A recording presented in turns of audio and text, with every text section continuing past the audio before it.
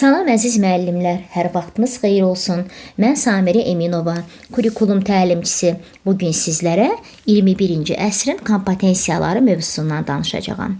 Biz bilirik ki, hər bir əsrin özünə məxsus tələbi, istəyi və reallığı var.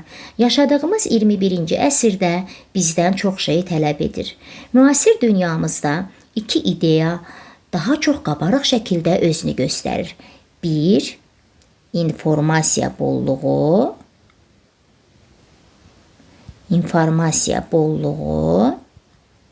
2. Əmək bazarında baş verən dəyişiklik. Məsələn, biz şagirdlərimizə desək ki, hər hansı bir hadisə ilə bağlı araşdırma aparın, şagirdlərimiz üçün əllərinin altında bir çox informasiyalar var ki, axtarıb, araşdırıb önümüzə qoya bilərlər. Əmək bazarında baş verən dəyişikliklər deyəndə isə, əvvəllər əl əməyindən daha çox istifadə edilirdisə, artıq iqtisadiyyat daha çox insan yaradıcılığına dayanan məhsul və xidmətlər hesabına inkişaf edir. Buna görə də biz şagirdlərdə yaradıcı təfəkkürü inkişaf etdirməliyik. Şagirdlərimiz innovasiyalara açıq olmalıdırlar. Çətin problemlərlə üzləşəndə həll etməyi bacarmalıdırlar. Məhz buna görə də 2006-cı ildə Avropa Şurası insanlar üçün müəyyən kompetensiyalar müəyyən etmişlər ki, bu kompetensiyalar 21-ci əsrin insanında olmalıdır. Deməli, 21-ci əsrin kompetensiyaları Avropa Şurası tərəfindən təsdiq olunmuşdur. Gəlin, kompetensiya sözünə nəzər salaq. Müəllimlər, biz demişdik ki, kompetensiya sözü səriştə sözü ilə eyni mənalıdır. Yəni, kompetensiya bərabərdir səriştə.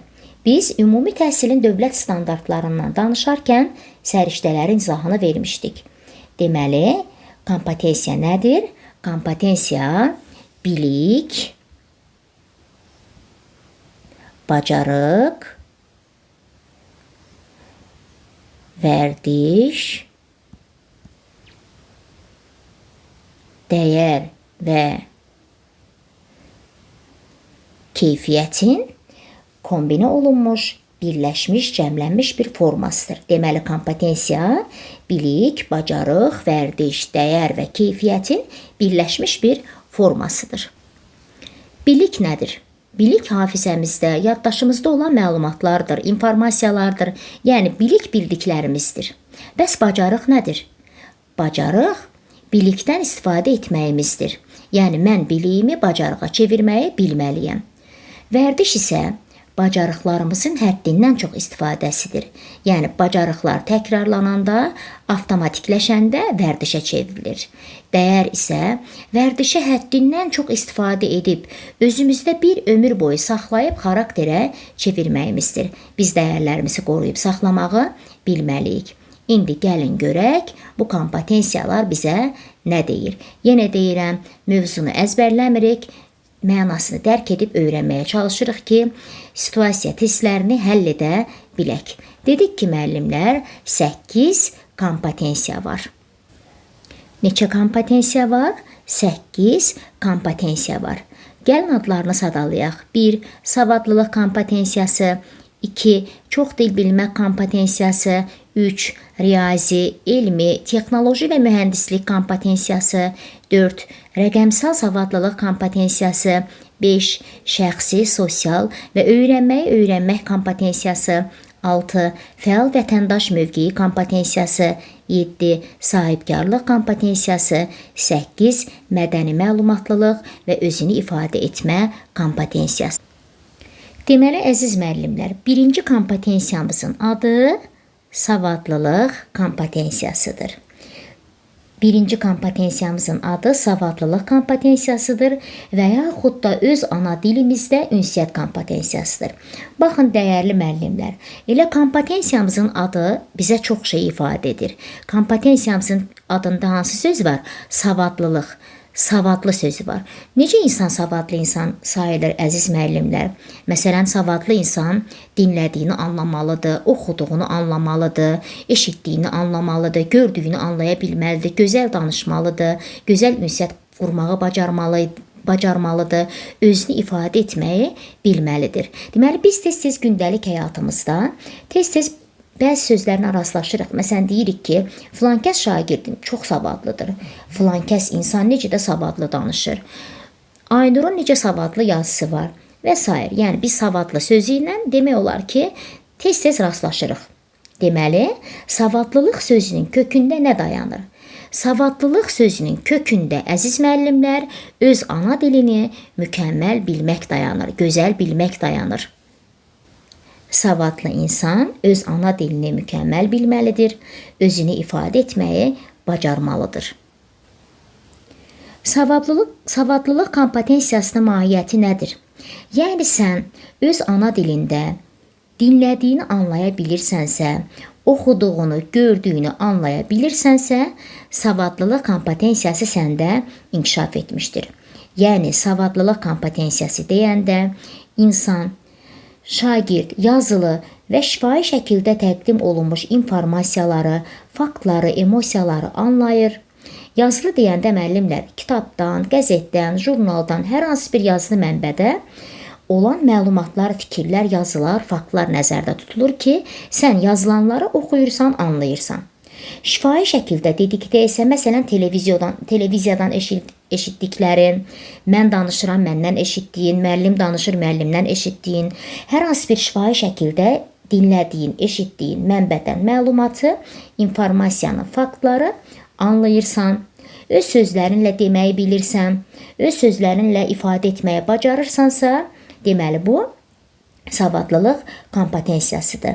Yəni, savadlılıq kompetensiyasının tərifində deyilir ki, yazılı və şifahi şəkildə təqdim olunmuş informasiyaları, didimdə yazılı və şifahi şəkildə yazarkən, şifahi şəkildə də eşidərkən, faktları, emosiyaları, fikirləri anlamaq, interpretasiya etmək, yəni öz sözü ilə ifadə etmək, həmçinin şifahi və yazılı şəkildə ifadə etmək bacarığıdır. Bu kompetensiya şagirdlərdə ünsiyyət səriştəsini, deməli, hansı səriştəni? Ünsiyyət səriştəsini, informasiya savadlılığını,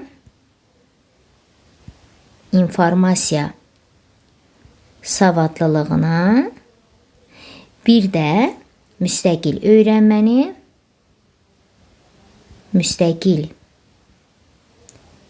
öyrənmə səriştəsini inkişaf etdirir. Əziz müəllimlər, bu kompetensiyalar, yəni savadlılıq kompetensiyası məktəblərimizdə tədris olunan dil dərslərində formalaşır. Baxın müəllimlər, məktəblərimizdə bütün fənlər önəmlidir, amma bir fən var ki, Azərbaycan dili fənninin özünün bir ağırlığı var. Əgər bir şagird öz ana dilində başa düşmürsə, bilmirsə, oxuduğunu anlaya bilmirsə, dinlədiyini anlaya bilmirsə Azərbaycan dilində, o digər dərsləri qavraya anlaya bilərmi? Riyaziyyatda yazılanları anlaya bilərmi? Kimyada, fizikada yazılanları anlaya bilərmi? Deməli, savadlılıq kompetensiyasının kökündə nə dayanır? Öz ana dilində danışma, bilmə, oxuduğunu anlama, dinlədiyini anlama dayanır. Yəni, savadlılıq kompetensiyasının kökündə dayanır ki, sən öz ana dilini gözəl bilməlisən.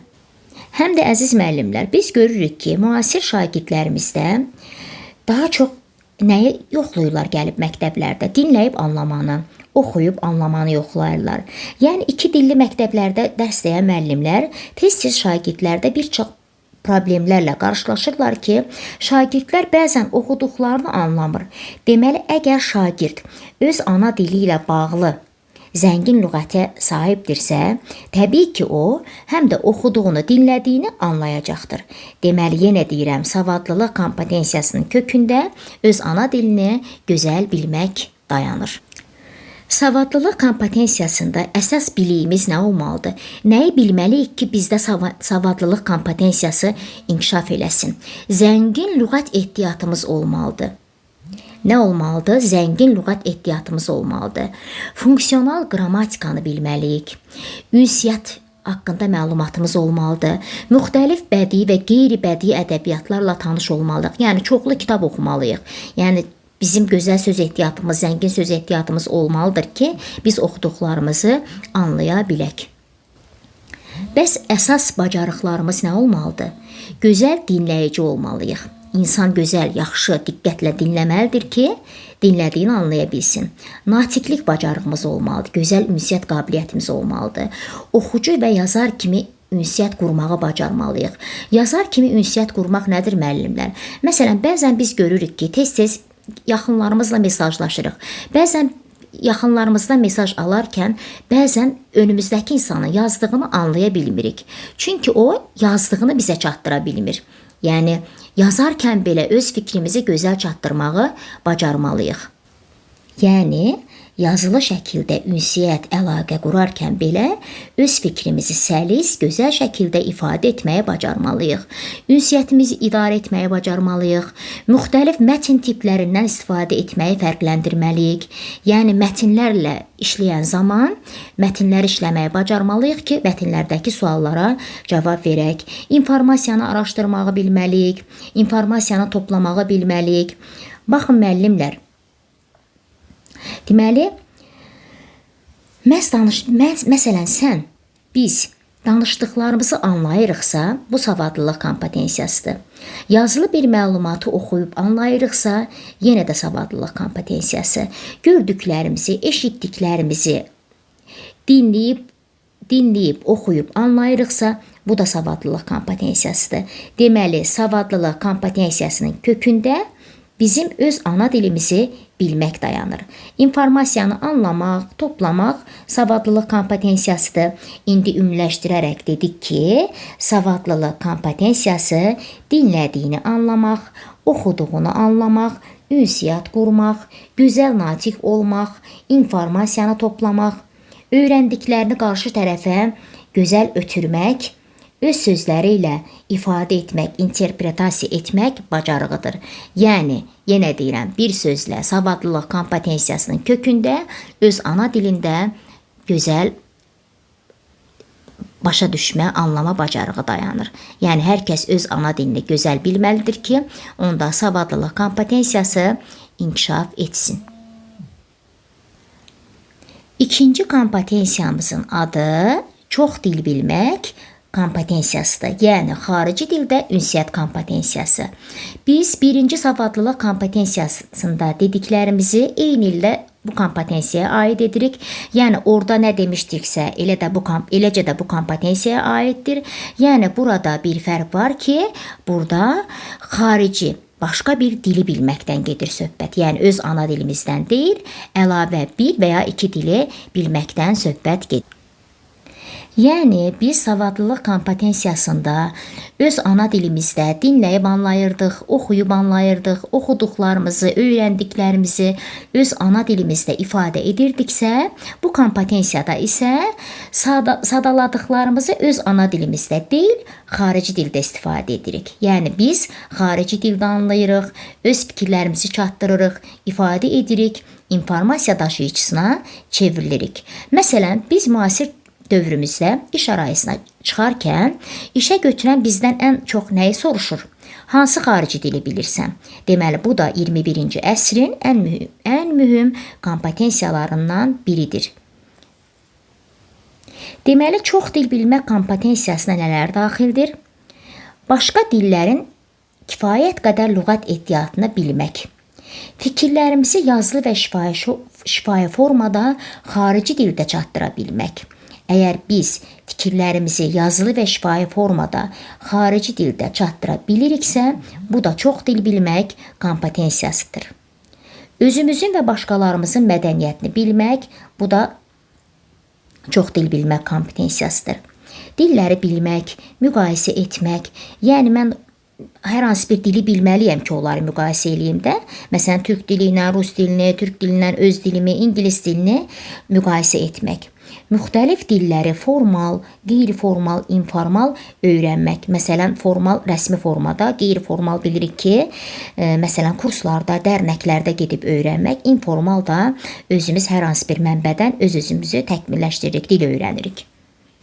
Sonra mədəni müxtəlifliyə hörmət etmək, hər bir şəxsin dilinə hörmət etmək. Yenə deyirəm, savadlılıq kompetensiyasında dediklərimiz eyni ilə də bu kompetensiyaya aid edirik.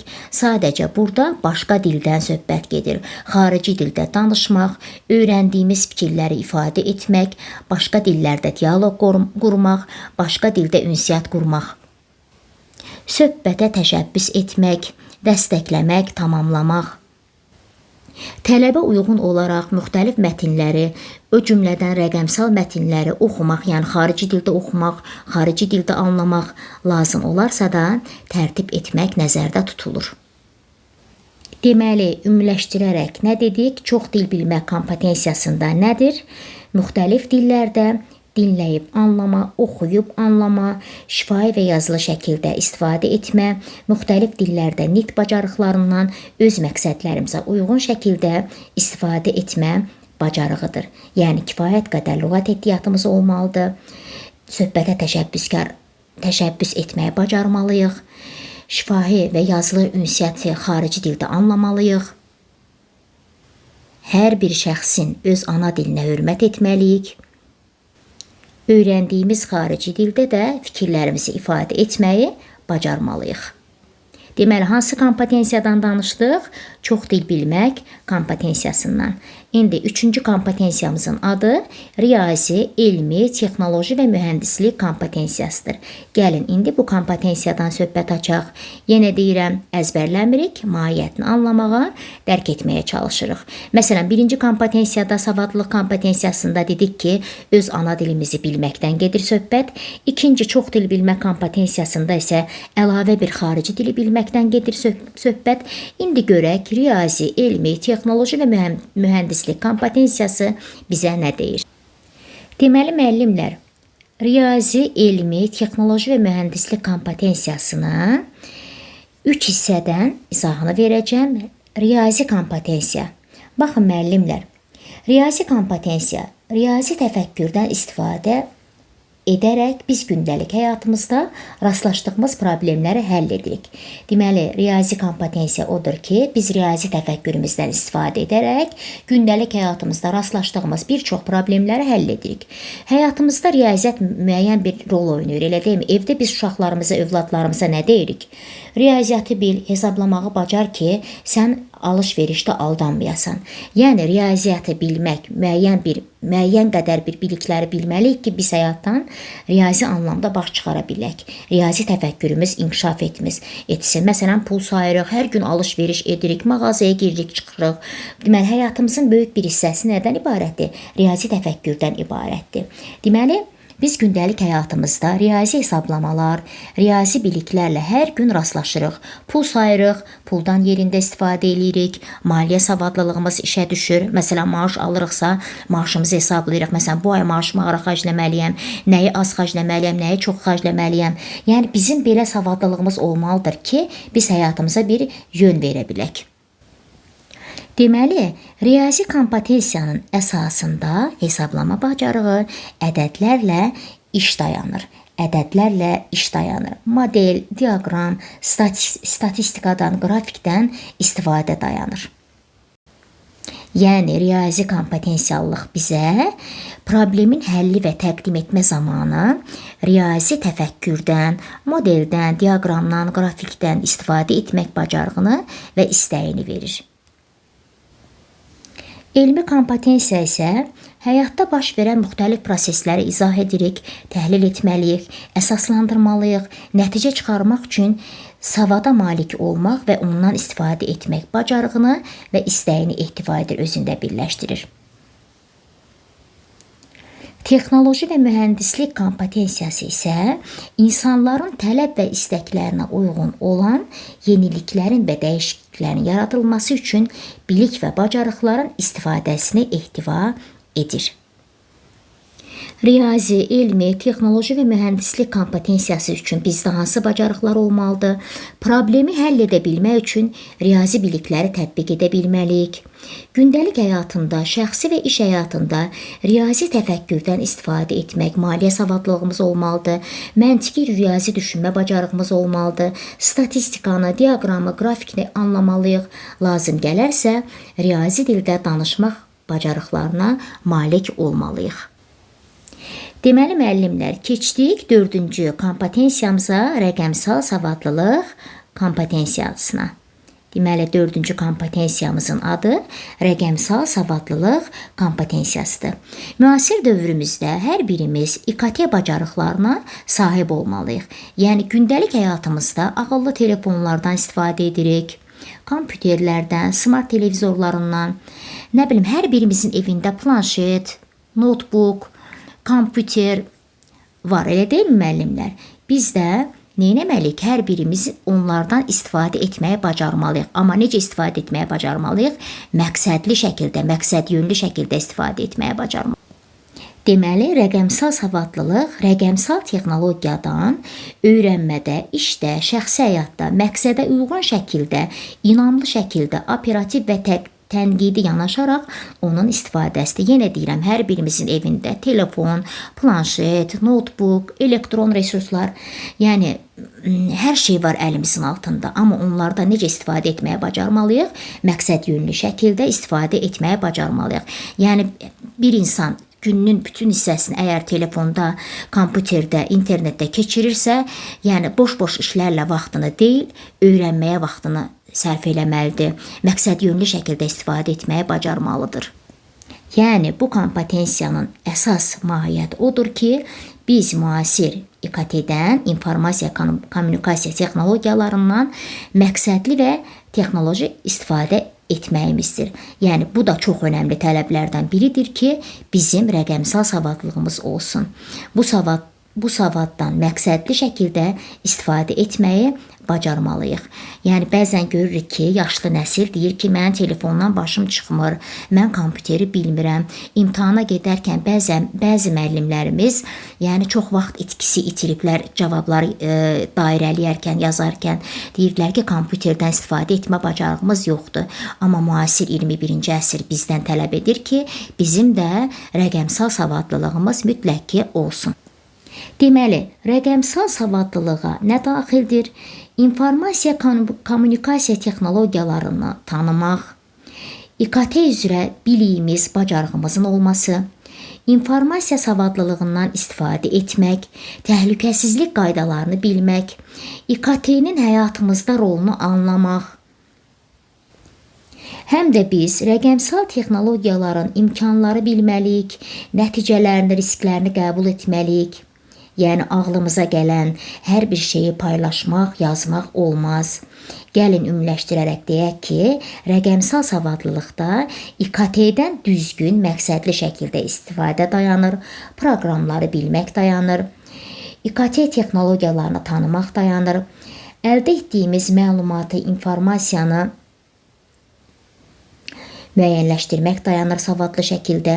İKT-dən istifadə edərkən etik qaydalarına əməl etmək dayanır. Risklərini də bilməliyik, etik qaydalarına əməl etməyi də bacarmalıyıq. Yəni, yeri-yerində düzgün, məqsədli şəkildə riyazi savadlılıq kompetensiyamız olmalıdır. Nəticələrini də bilməliyik, yəni məqsədli şəkildə istifadə etməyə bacarmalıyıq. 5-ci kompetensiyamızın adı şəxsi, sosial və öyrənmə kompetensiyasıdır. Burada da adından məlum olduğu kimi şəxsi, yəni özü haqqında düşünmək, özünü tanımaq. Gəlin görək bu kompetensiyaya nələr daxildir. Deməli, özü. Özü haqqında məlumatlı olmaq, öz işini qurmaq, öz emosiyalarını tanımaq, özü haqqında dedim məlumatlı olmaq, emosiyalarımızı idarə etmək, çətinliklərdən və qeyri-müəyyənliklərdən çıxış yolu tapmaq, öyrənməyi öyrənmək, özümüzün fiziki, psixoloji və emosional durumunu saxlamaq, gələcəyə yönəlik planlarımız olmalıdır. Karyeramızı düşünməliyik, çətinliklərdən çıxış yolları tapmalıyıq. Bir sözlə şəxs, yəni özünü bilmək, özünü tanımaq, öz karyerasını düşünmək və s. Deməli, əziz müəllimlər, bu, şəxsi, sosial öyrənmək kompetensiyasında öz həyatımızı yoluma qoymağı bacarmalıyıq. Özümüzü bilirik ki, özümüzdən yaxşı kimsə tanımaz. Bəzən bir ata sözü var. İnsanın özünə elədiyini el yığılsa eləyə bilməz. Yəni, biz özümüzə dəyər verməliyik. Özümüz üçün həyatımıza müəyyən bir məqsədlər qoymalıyıq. Şəxsi, sosial öyrənmək kompetensiyasında əsas biliklərimiz nə olmalıdır? İnsanlarla uğurlu ünsiyyət qurmaq üçün davranış qaydalarını, etik kodekslər haqqında məlumatlı olmalıyıq, sağlam həyat tərzi sürməliyik, sağlam ruhumuz olmalıdır, sağlam düşüncəmiz haqqında məlumatlı olmalıyıq.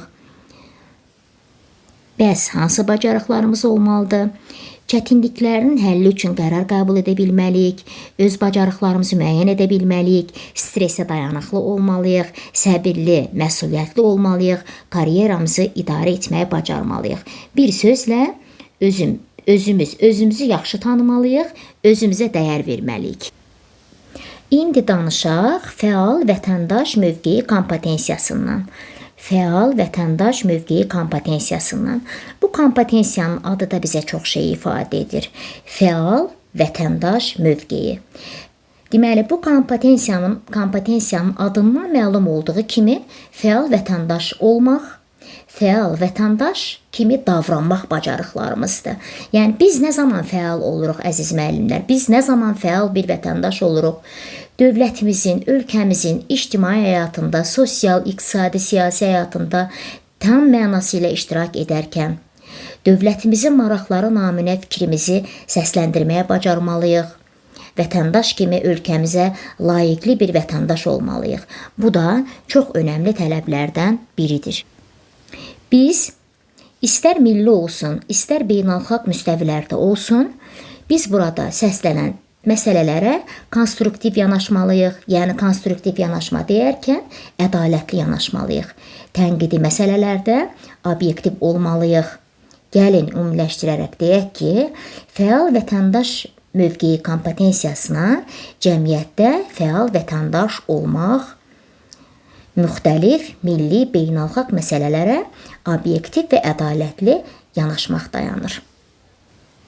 Deməli, dövlətimizin ictimai, siyasi həyatında fəal vətəndaş kimi iştirak etməliyik, tolerantlıq nümayiş etdirməliyik, gender bərabərliyinə hörmət etməliyik, müxtəlif səviyyələrdə vətəndaş kimi fəaliyyət göstərməliyik, mədəni fərqliliyə hörmət etməliyik. Çünki hər bir ölkənin özünə məxsus mədəniyyəti var.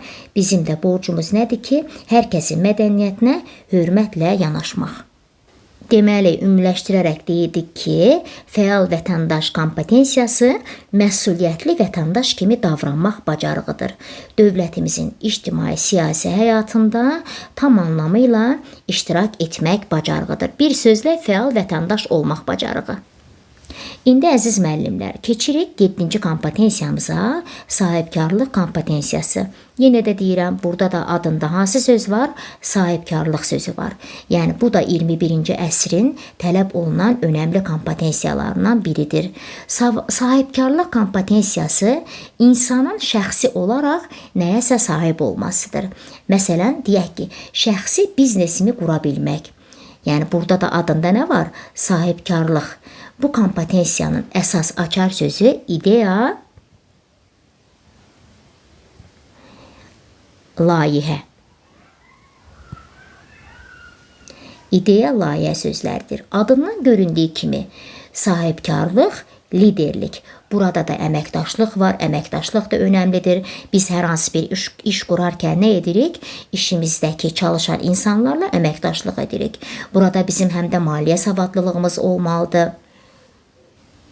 Sahibkarlıq kompetensiyasında təşəbbüskarlıq da olmalıdır, proaktiv olmalıdır, hər hansı bir C planımız olmalıdır, məqsədimiz olmalıdır, məqsədimizə çatmaqda israrcı olmalıyıq, liderlik qabiliyyətimiz olmalıdır, gözəl ünsiyyətimiz olmalıdır, ünsiyyət qurma bacarığımız olmalıdır. İşimizdə gözəl addımlar atmaq üçün, uğurlar qazanmaq üçün ruhdan düşməməliyik. İnsanlara motivasiya verməyi bacarmalıyıq. Deməli, sahibkarlıq kompetensiyasında hansı dəyərlər olmalıdır? Təşəbbüskarlıq olmalıdır, fəaliyyətdə sərbəstlik olmalıdır, proaktivlik olmalıdır, uzaqgörən olmalıyıq, cəsarətli olmalıyıq, məqsədə çatmaqda israrçı olmalıyıq. Mütləq başqalarına, yəni işçilərimizi, başqalarını motivasiya etməyə bacarmalıyıq, insanların ideyalarına dəyər verməliyik, qayğı göstərməliyik, empatiya ilə yanaşmalıyıq, məsuliyyətli olmalıyıq, bütün proseslərdə nə olursa olsun, etik davranış nümayiş etdirməliyik. Yəni, bu da çox rahat kompetensiyadır. Yəni, adında nə var? Sahibkarlıq. Burada ünsiyyət var, burada əməkdaşlıq var, burada təşəbbüskarlıq var, burada sərbəstlik var, proaktivlik var, cəsarətlilik var, məqsədə çatmaqda israrçılıq var. Deməli, gəldik ən sonuncu 8-ci kompetensiyaya. Mədəni məlumatlılıq və özünü ifadə etmə kompetensiyası. Yenə də adında nə var? Mədəni məlumatlılıq və özünü ifadə etmə. Burada da adından göründüyü kimi özünün və başqalarının mədəniyyəti haqqında məlumatlı olmaq, başqalarının mədəniyyətinə hörmətlə yanaşmaq. Biz öz mədəniyyətimizə hörmət etdiyimiz kimi, başqalarının mədəniyyətinə də hörmət etməliyik, başqalarının mədəniyyətinə də rəğbət bəsləməliyik. Yəni, öz mədəniyyətimizi, məsələn, bizim mədəniyyətimizdə olan hər hansı bir, deyək ki, bir adət, ənənə başqalarının mədəniyyətinə qəribə gəlsə də, biz neynəməliyik? Bizimkilər də onlara qəribə gələ bilər, onlarınki də bizə qəribə gələ bilər, amma biz neynəməliyik? Hörmət bəsləməyi bacarmalıyıq, hörmətli olmalıyıq. Yəni, kimsə kimsənin mədəniyyətinə gülməməlidir. Hər elin, hər xalqın özünə uyğun mədəniyyəti var. Deməli, bu kompetensiyanın əsası nədir? Mədəni məlumatlılıq, özünü ifadə etmə kompetensiyası, özünün və başqalarının mədəniyyəti haqqında məlumatlı olmaq, başqalarının mədəniyyətinə hörmətlə yanaşmaq. Mədəni məlumatlılıqda hansı dəyərlərimiz olmalıdır? Dünyaya açıq olmalıyıq, tolerantlıq nümayiş etdirməliyik, fərqli mədəniyyətlərdə iştirak etməliyik. Beləliklə, əziz müəllimlər, biz nədən danışdıq bugün? Kompetensiyaları öyrəndik. Dedik ki, kompetensiyalar 2006-cı ildə Avropa Şurası tərəfindən təsdiq olunmuşdu. Məhz dedik, 8 kompetensiyamız var. Hər birinin adında özünə məxsus anlayış, bilgi var idi. Biz onları öyrəndik. Hər birinin də izahını verməyə çalışdım. Yenə deyirəm, bir sonraki dərslərdə görüşmək üzərə sizlərə müvəffəqiyyətlər arzu edirəm. Sağ olun, sağlıqla qalın.